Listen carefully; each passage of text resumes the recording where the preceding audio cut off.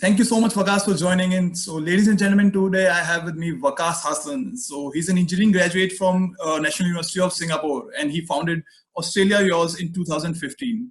He's a host of One Minute Show, whose videos have been watched more than 3 million times. He's a digital marketer, he's a digital nomad, online entrepreneur, and he's a social media influencer. And of course, my favorite social media influencer. So, thank you so much, Waqas, for joining in, and I really welcome you to the show. Thank you so much. Thanks a lot, Deepak. I'm so happy to be here. Thanks a lot for having me on. So, Waqas, I would request you to brief something to our audience about yourself. So, what do you do? What is Digital Nomad, and what is Waqas Hassn doing in this online journey? Right. I'll tell you, man. I'll tell you from when I started it. So I was doing job from 2014 to 2017, and that was the time where the internet world is still starting up.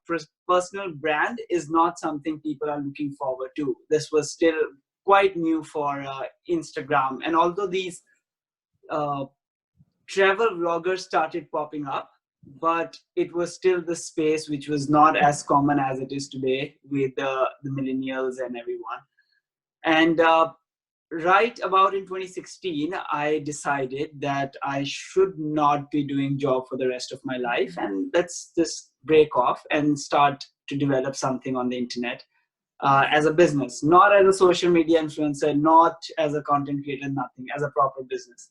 So that's where Australia Yours came in 2017. When I left my job, I started Australia Yours, which was about how first my journey from Singapore to Australia, and then further how people who are from all kinds of countries, let's say Asian countries, mostly Pakistan and India and Bangladesh and Sri Lanka, they want to come to Australia, they want to prepare their tests for IELTS and PT and all that stuff, how they can hack those tests or do it the smart way like I did.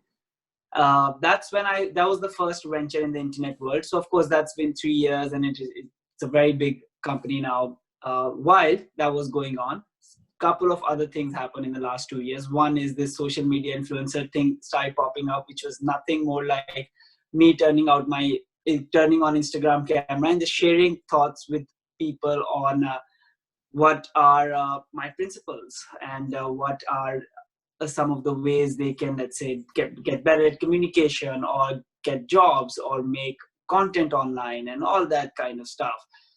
And that about 30 episodes in, it felt like that it's going to be something good, because by that time 5,000 followers had crossed. And then it's been 100 episodes of that and about 20 episodes of other things here and there. And it's more now, it's not like a race to make most amount of content and try to hit some milestone. It's not that. Instagram for me is just I know who are the people who follow and who are the people who keep following, and I just create content for them whenever I think is the content that is really I'm occupying myself with, and these guys are going to benefit from that. So that's why these days we were doing a lot of live sessions, and it's a very cordial environment. So that's going on pretty well.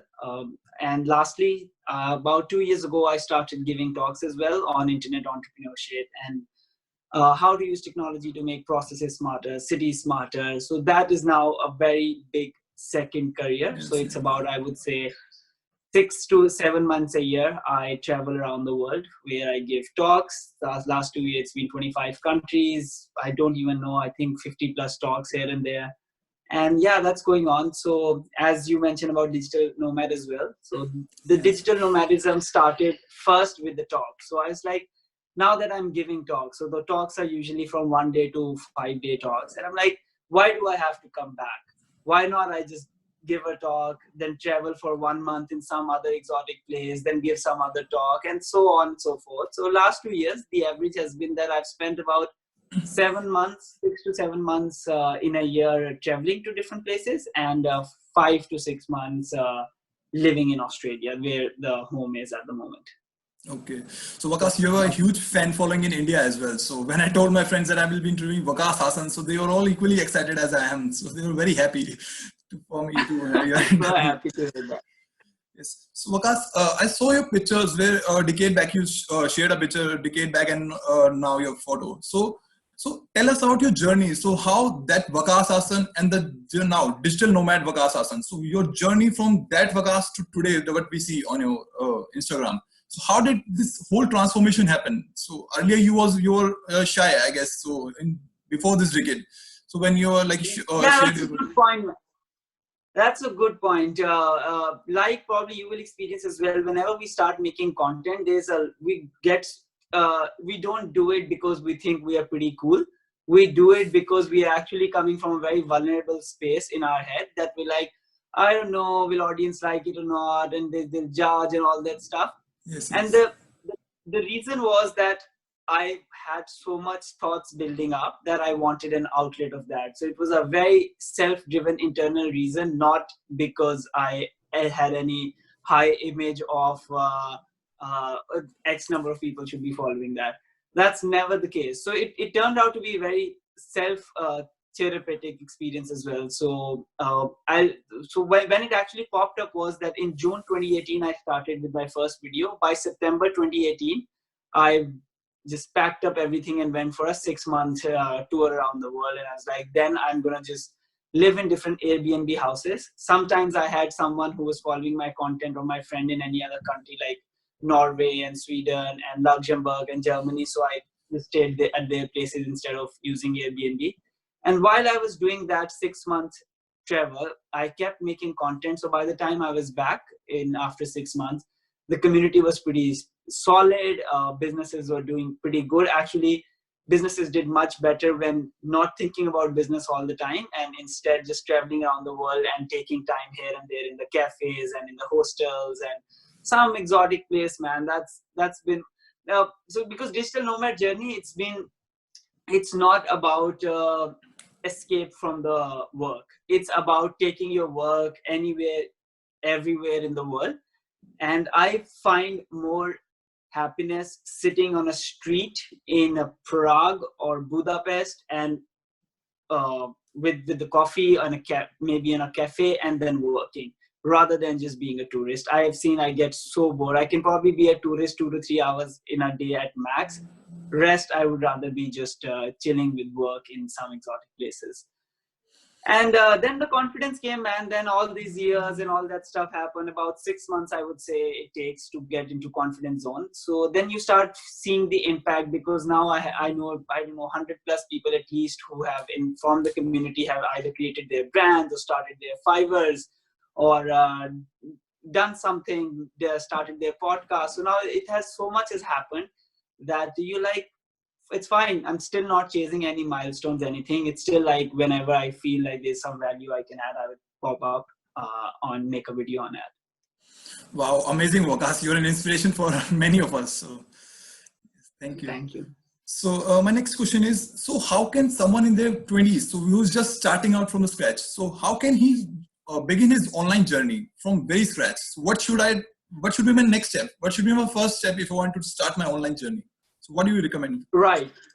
Yeah, I recommend that see that what is something that the fellow 20 years old or fellow late teens people, they are using or they are buying or they are learning, whatever is something these guys really want. So maybe for universities, if you see these guys want how to get better at studies or how to build their resumes to get better internships, how to crack interviews for the internships or jobs, whatever are the things that these people in that age bracket of 18 to 24-year-old really want. This could be outside of universities and career. This could be whether they want to learn. There's a lot of people in that age bracket who want to learn singing or would want to get better at running or get six-pack abs or just build some muscles or lose 20 kgs of fat. There's a lot of things that these guys want, that because you're living that life and because your friends are living that life, you can know what are the pain points, what are the big desires, what are this bracket spending a lot of time on, and then choose the one out of these that you think that you have either not struggled with or you have struggled with, and then over time you have become really good at that. So you know the ins and outs of it. Like you're not still learning that, but rather you have reached a state where you are pretty good about it. Like, you know how to study for exams, or you know how to go in job interviews, or you know how to make good resume, or you know how to network with people, or you know how to run better or fitness better, learn singing, swimming, anything. So find some, and then mix. So in step one, you get to know all the things this age bracket knows. In step two, you find out what are some of the things that you've either already done or reached good enough level. And then you just start making content on that. So you start making content on that because you have personal stories to share, and there's a large population of market people who can resonate with your content, and that's the sweet spot. And once you do that, people will start benefiting from your content, and before you know it, I'd say like within 2 to 3 months, once you cross 10,000 followers on any channel, whether it's YouTube subscriptions or Instagram followers, community starts guiding you so much. They start telling you on what they like, what they don't like. Because when I started my show, I never would have even thought of making videos on communication skills, how to become better at English, or how to become more socially confident. This is all community driven questions that started coming up. That was never the plan. So yeah, then after a while, community starts defining the direction as well. Okay, so And Waqas, yeah, in terms of one last thing, in terms of logistics, just choose either Instagram or YouTube or both. No other platform is worth pursuing at the moment. so is it because of the organic reach we have, like which is come down in Facebook or any other platform? So that's why we should focus on Instagram.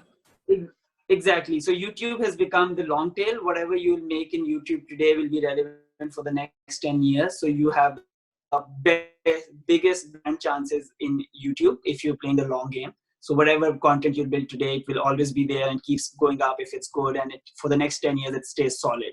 You can look back at it.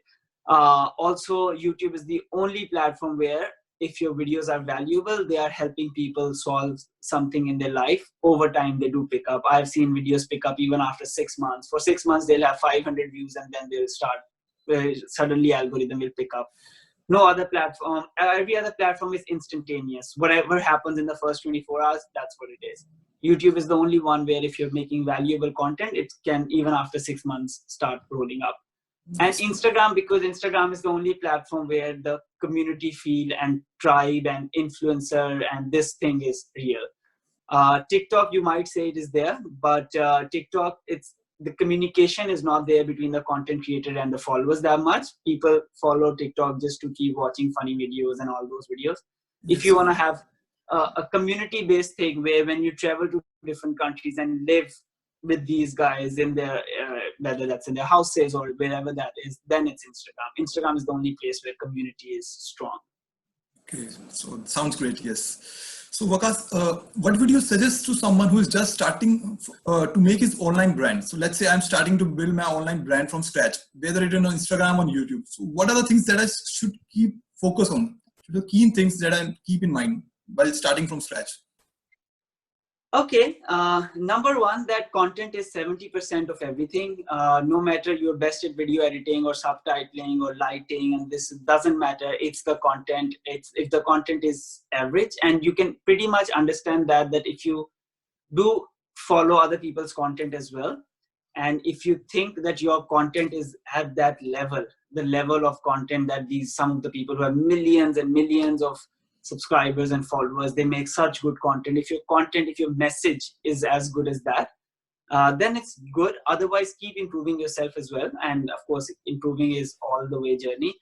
As in, in contrast, I have seen thousands of people who would just put up quote posters or poetry posters, and they would think that why they're not flying, because those are the content that is available in abundance around the world. Those content do not work. You need to get in front of camera and really dig it deep down into the psychology of whatever content you're making, and really be invested in that. It's not an easy game that I will just make few quote posters and few cool images and it will fly. It will never happen like that.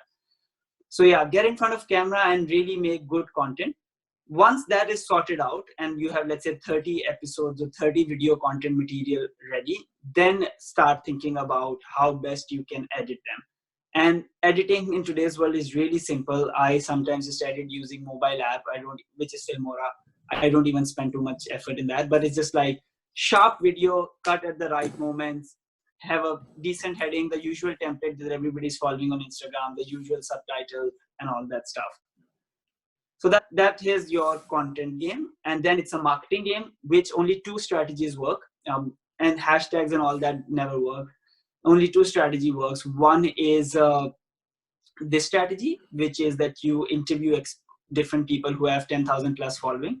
And once they get featured on your channel, they will give shout out as well. So you'll start getting, on average, about 100-200 people look at your profile every time somebody, if it's somebody who's 100,000 plus followers that you're interviewing, you might even get 1-2,000 people look at your profile once they share your, but usually it will be between 1-200 people looking at your profile, and that slowly that it builds up.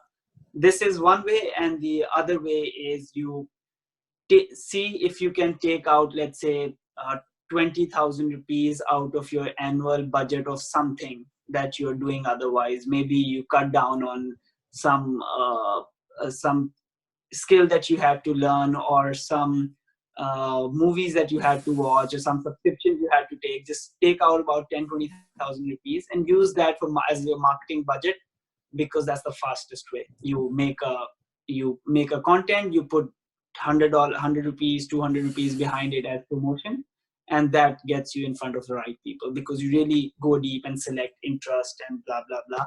And highest rate of conversion, which I've also tested and gotten most of my returns from, is putting some money behind the right content and putting it in front of right people, because otherwise it's just too crowded to even fight for organic attention. The only outliers are YouTube. If you're making YouTube content and you're making very solid 10-minute roughly content that will add value in people's lives, will help them get better, learn something new, that's the only way you can escape these two strategies. That way you can just put your video on YouTube and let YouTube do the work for you.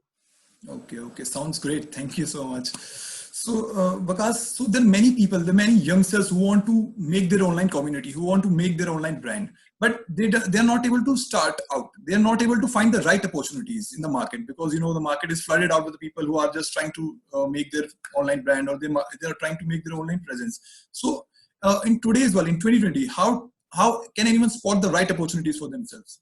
So, being a starter, being a fresher, so how can I spot? No, man.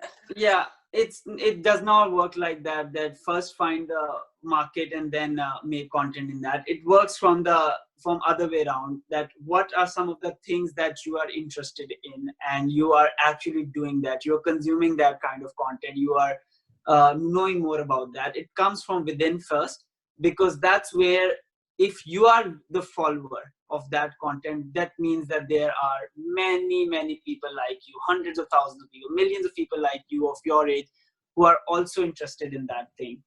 So it really comes down from what are some of the things that you like to do and you want to learn more about. It could be world history, it could be psychology, it could be Java programming, it could be playing guitar. And never look at the competition, because nobody compares people and follow one. Nobody does that. Nobody's like, okay, in personal development, I'm going to compare 5 personal development gurus and then follow one of them and reject other 4.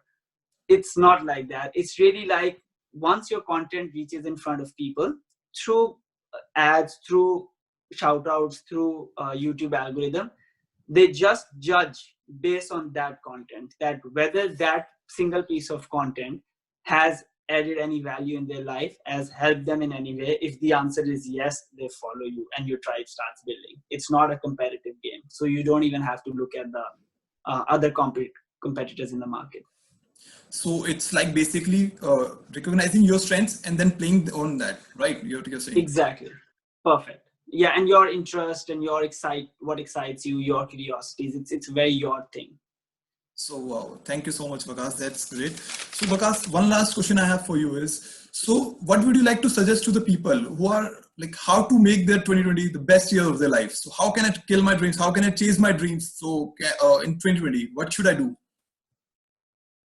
Very interesting, man, because 2020 is going to be remembered in history as the year which is similar to the year of 1945 or the year of 1939, the one of the World War II years, because this is the year where economy is crashing and has crashed as it had in the World War time, and also a large number of people are unfortunately dying or getting affected by the pandemic that's around.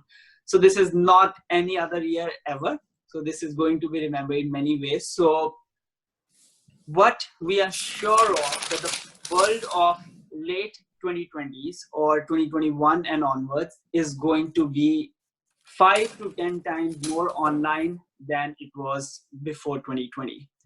Because now that all the companies and everybody is adopting tools of online working and online communication, like this Zoom app that we're using, so much of these things are getting part of humans' life, and they are going to be part for the next 3-4 months as we fight the virus. And once the world goes back to normal, these things are not going to go away. People will still be using them.